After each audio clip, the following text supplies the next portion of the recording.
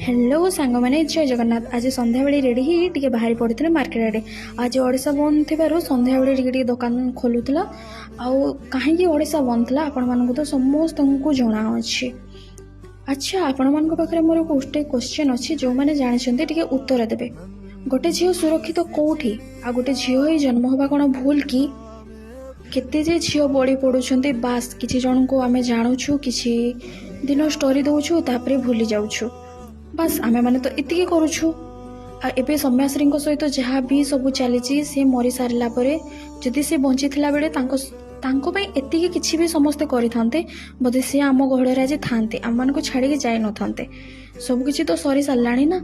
एबे सरकार को पाखे एतिकी अनुरोध कि आ गोटे सौम्याश्री न जड़ू आ गोटे सौम्याश्री एका माने न्यायर भिक मागी मागी हार मानी न जाऊ।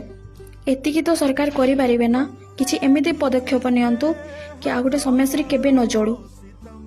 आमर तो न्याय प्रोसेस बहुत स्लो। देखा जाऊ सौम्याश्री को न्याय मिलूची कि नहीं। बस कौन आमे माने करि परिबा। जदि मो कथाटी आपन को ठीक लागिला मो कहारी सपोर्ट रे कहूनी। बस मो मोर कथा रखिली। सौम्याश्री को आत्मा को शांति मिलू एतिकी रे रहूची। आज धन्यवाद।